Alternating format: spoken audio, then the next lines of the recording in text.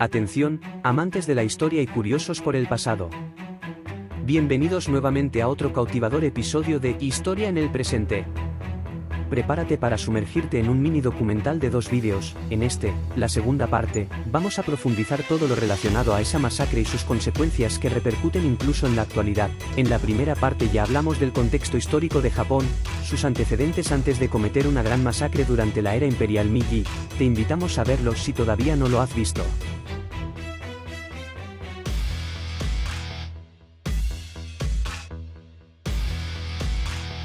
Desde las protestas del 4 de mayo de 1919, los patriotas chinos veían a Japón como la mayor amenaza para la soberanía china. En 1895, Japón había obtenido Taiwán, y en 1905, se había apoderado del sur de Manchuria. Aunque China no ofreció resistencia militar, recurrió a la Sociedad de Naciones, que no impuso sanciones significativas contra Japón. La ira causada por la agresión japonesa avivó el nacionalismo chino, lo que llevó a la formación de ligas de salvación nacional y boicots a productos japoneses. Debido a la falta de suficientes soldados, los japoneses confiaban en gran medida en la estratagema. Esta estrategia involucraba varios pasos: primero, prometer un trato justo a los chinos a cambio de que abandonaran la resistencia; luego, persuadirlos para que se rindieran a sus conquistadores y dividirlos en grupos de entre 100 y 200 hombres; finalmente, conducirlos a diferentes áreas de los alrededores de Nankín, donde serían ejecutados.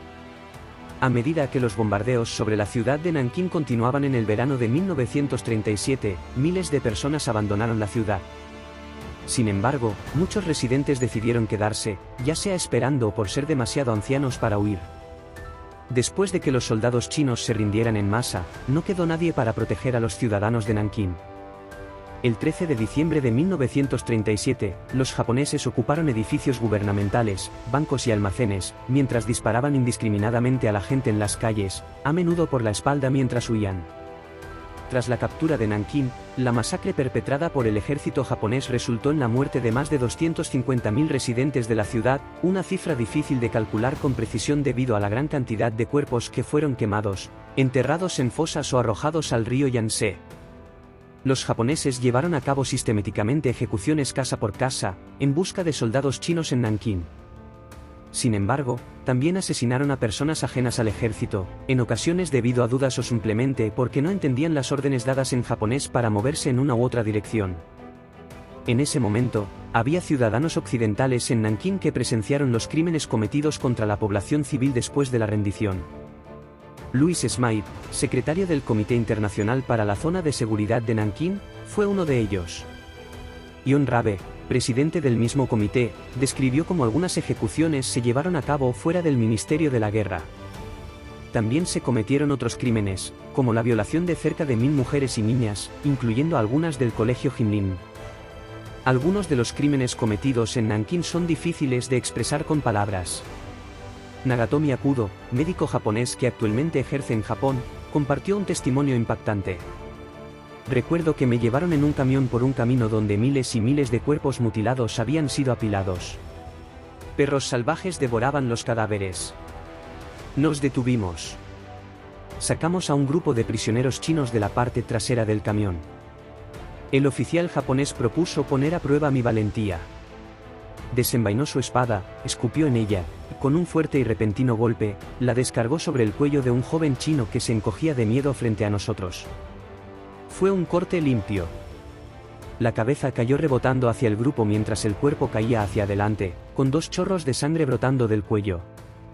El oficial sugirió que llevara la cabeza a casa como souvenir. Recuerdo que sonreí con orgullo mientras agarraba su espada y comenzaba a matar a la gente.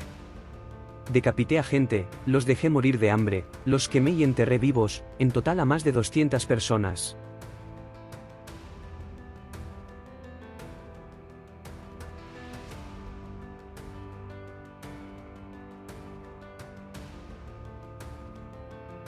Los concursos de matar eran competencias entre soldados japoneses para determinar quién podía asesinar más rápido. Mientras un soldado hacía guardia con una ametralladora, los otros 8 se dividían en parejas para formar 4 equipos, y cada uno de ellos ejecutaba prisioneros chinos con espadas. En una ocasión, una mujer embarazada luchó por su vida, arañando a un soldado que intentaba separarla del grupo de prisioneros para violarla. El sadismo de estas prácticas alcanzó niveles extremos, llegando a un punto en que un soldado la mató, abrió su vientre con una bayoneta y sacó sus intestinos y el feto. Las torturas infligidas a la población de Nankín superaron cualquier límite imaginable de humanidad. Algunos ejemplos de estas atrocidades incluyen entierros prematuros, mutilaciones, ejecuciones por fuego, hielo, perros, empalamientos y saturaciones en ácido. Los soldados japoneses crucificaron a sus víctimas, las quemaron vivas, las arrojaron al agua helada y les arrancaron los ojos, la nariz, las orejas y la piel a tiras. También emplearon tácticas como empalar bebés en bayonetas y lanzarlos vivos a calderas de agua hirviendo. Estos actos de brutalidad inimaginable atestiguan el horror que sufrió la población de Nankín durante aquel oscuro periodo de la historia.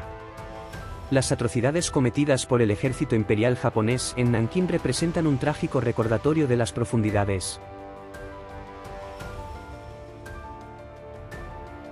En las culturas patriarcales, las mujeres son percibidas no solo como reproductoras, sino como las cuidadoras de las comunidades. El uso de la violencia sexual como arma de guerra es un fenómeno común históricamente. Las violaciones se relacionan con una demostración de poder, de dominio, más que con un acto meramente sexual. Sus objetivos principales, que no únicos, han sido mujeres y niñas.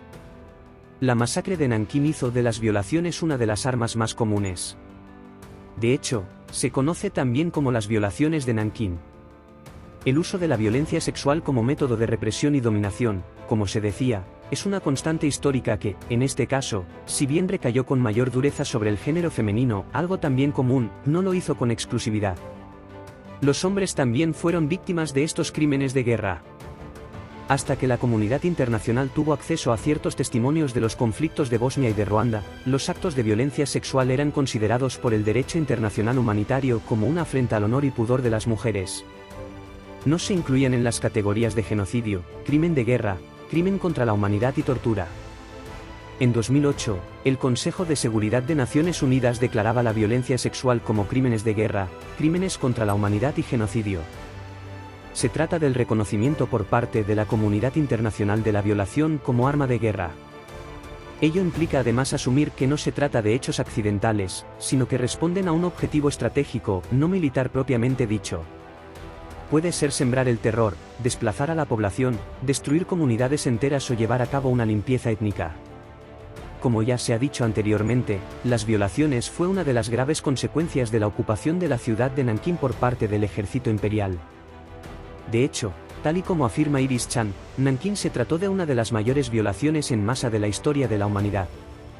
Tal es así que, para paliar este crimen, se emitió la orden de establecer casas de consuelo durante este periodo de tiempo. El plan era que, mediante la captura de entre 80.000 y 200.000 mujeres, el ejército japonés redujera la incidencia de las violaciones aleatorias de mujeres locales y así, a la vez, poder controlar las enfermedades de transmisión sexual a través del uso de preservativos. La primera casa de consuelo oficial abrió sus puertas cerca de Nankín en 1938. Muchas de las mujeres se quitaron la vida cuando supieron cuál iba a ser su destino, otras murieron por causa de la enfermedad o el asesinato. Las que sobrevivieron sufrieron toda una vida de vergüenza y humillación, esterilidad y problemas crónicos de salud. Es imposible determinar con exactitud el número de mujeres que fueron violadas en Nankín, aunque los cálculos oscilan entre las 20.000 y las 80.000. Los japoneses violaron a las mujeres de Nankín sin distinción de clase social, mujeres de granjeros, estudiantes, profesoras e incluso monjas budistas, algunas de las cuales fueron violadas en grupo hasta la muerte. En Nankín los soldados japoneses las buscaban constantemente cuando saqueaban viviendas y se llevaban a los hombres para ejecutarlos. Las mujeres chinas fueron violadas en cualquier lugar y a todas horas. Se calcula que 1/3 de todas las violaciones tuvieron lugar durante el día. Las supervivientes recuerdan incluso que los soldados abrían las piernas de las víctimas para violarlas a plena luz del día y en medio de las calles de Nankín, ante multitud de testigos. Los japoneses atacaron a mujeres en conventos, iglesias y escuelas bíblicas. 17 soldados violaron, uno tras otro, a una mujer en un seminario. La edad de las víctimas, en ningún caso, fue impedimento para los violadores. Un número considerable de mujeres ancianas sufrieron repetidos ataques sexuales. A un soldado japonés que violó a una mujer de 60 años le ordenaron que se limpiara el pene con su boca. Cuando una mujer de 62 años protestó a los soldados porque era demasiado mayor para el sexo, le clavaron un palo como alternativa. Muchas mujeres octogenarias fueron violadas hasta la muerte. Con las niñas no fue mucho mejor. La pederastia se incluye dentro de estos crímenes. Violaron a niñas de forma tan brutal que algunas no pudieron caminar durante semanas. Muchas requirieron operaciones después, otras murieron. Testigos chinos vieron a japoneses violar a niñas de menos de 10 años en las calles y después cortarlas por la mitad con la espada. En algunos casos, los japoneses les cortaban la vagina a las niñas prepúberes. Las violaciones, con frecuencia, venía acompañada de la masacre de familias enteras. Testigos chinos describieron el cuerpo de una niña de 11 años que murió después de haber sido violada de forma continuada durante 2 días, según informes de testigos oculares. La zona hinchada, reventada y manchada de sangre entre las piernas de la niña era algo demasiado perturbador como para mirarlo directamente. Quizá una de las más brutales formas de entretenimiento japonés era el empalamiento de vaginas. Por las calles de Nankín yacían cadáveres de mujeres con las piernas abiertas y los orificios perforados con palos de madera, ramitas o hierbajos. La violencia sexual por parte del ejército imperial recayó con más dureza en las mujeres, pero no con exclusividad. Los hombres también la sufrieron.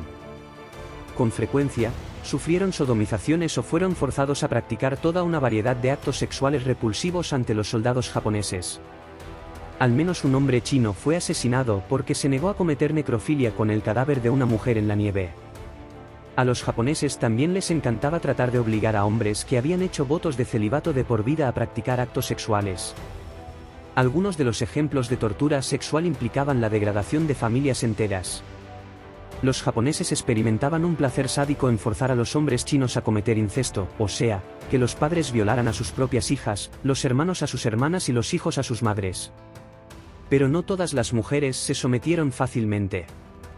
Una monja budista y una niña pequeña evitaron la violación y el asesinato porque se mantuvieron calladas en una fosa repleta de cadáveres, haciéndoselas muertas, durante 5 días.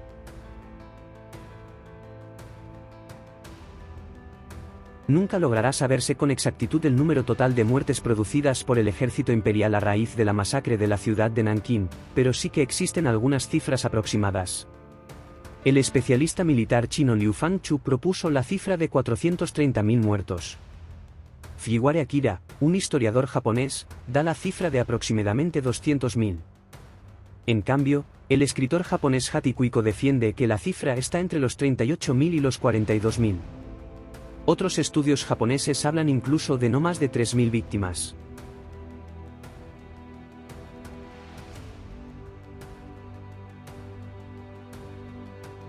En la historia, las violaciones han sido utilizadas como una arma de guerra, y la ciudad de Nankín fue un ejemplo de esto. Durante la ocupación japonesa de la ciudad en 1937, las violaciones se convirtieron en una de las armas más comunes, y se relacionan con una demostración de poder, de dominio, más que con un acto meramente sexual. Las violaciones en Nankín se produjeron en un contexto de masacre y genocidio, y su objetivo principal fue la población femenina. Se estima que entre 20.000 y 80.000 mujeres fueron violadas en Nankín, y muchas de ellas murieron a causa de la violencia, la enfermedad o el asesinato. Las mujeres fueron objeto de violaciones en grupo, y algunos de los casos más brutales incluyen la violación de niñas de menos de 10 años, la pederastia y la sodomía. El uso de la violencia sexual como arma de guerra no se limitó a Nankín, sino que ha sido una constante histórica en conflictos como la Primera Guerra Mundial, la Segunda Guerra Mundial, la Guerra de Bosnia y la Guerra de Ruanda. Sin embargo, el reconocimiento de la violencia sexual como un crimen de guerra, crimen contra la humanidad y genocidio no se produjo hasta 2008, cuando el Consejo de Seguridad de las Naciones Unidas decidió incluir la violación como una de estas categorías.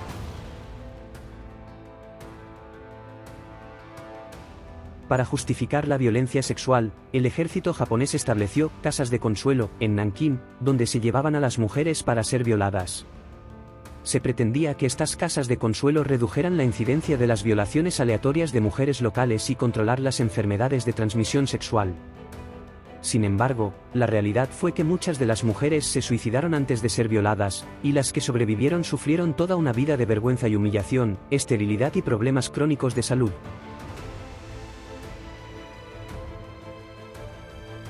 Los japoneses violaron a las mujeres de Nankín sin distinción de clase social, edad o condición. Las mujeres chinas fueron violadas en cualquier lugar y a todas horas, y se calcula que un tercio de todas las violaciones tuvieron lugar durante el día.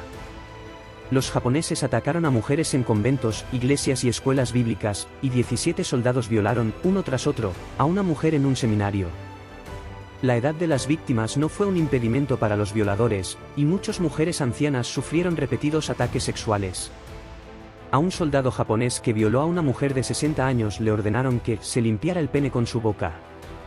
Muchas mujeres octogenarias fueron violadas hasta la muerte, y las niñas no fueron tratadas con benevolencia, ya que algunas fueron violadas de forma tan brutal que no pudieron caminar durante semanas.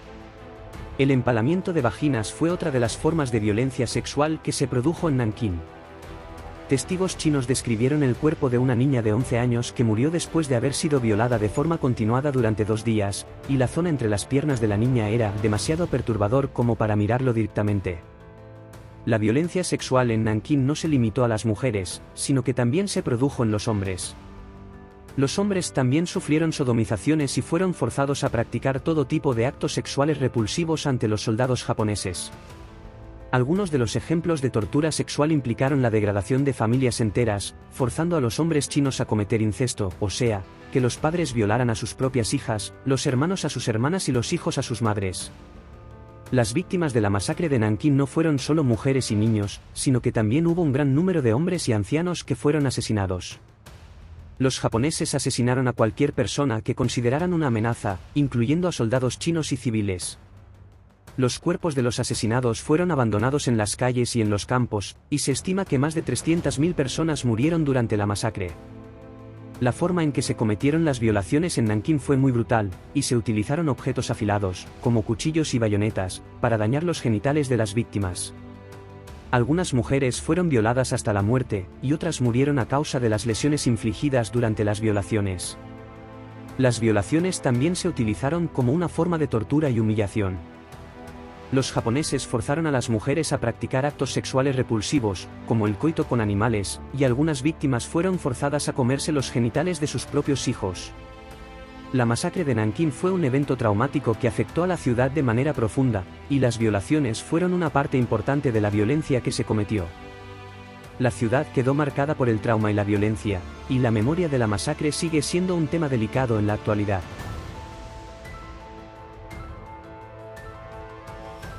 A pesar de la magnitud de la masacre de Nankín, el evento fue silenciado durante muchos años. El gobierno japonés negó durante décadas cualquier responsabilidad en la masacre, y no fue hasta 1993 que el primer ministro japonés, Yasuhiro Unekesouni, reconoció oficialmente la existencia de la masacre.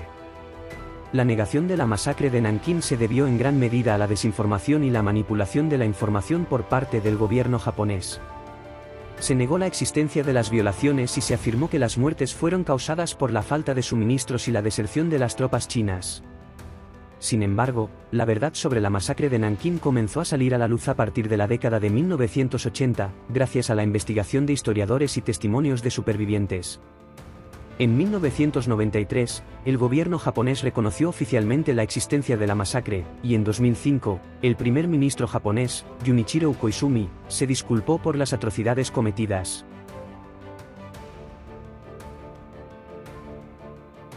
La masacre de Nankín es un evento importante en la historia de China y del mundo, y es importante recordarlo por varias razones. En primer lugar, la masacre fue un crimen de guerra que afectó a cientos de miles de personas, y es importante rendir tributo a las víctimas y a sus familias.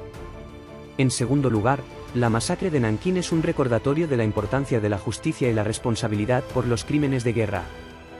Es importante que los responsables de tales atrocidades sean castigados, y que se tomen medidas para evitar que estos crímenes se repitan en el futuro.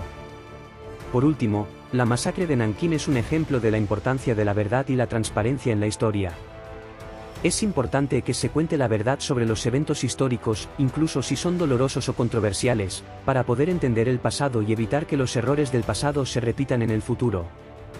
En resumen, la masacre de Nankín fue un evento traumático que afectó a cientos de miles de personas, y es importante recordarlo para rendir tributo a las víctimas, promover la justicia y la responsabilidad por los crímenes de guerra, y para garantizar que la verdad sobre el pasado sea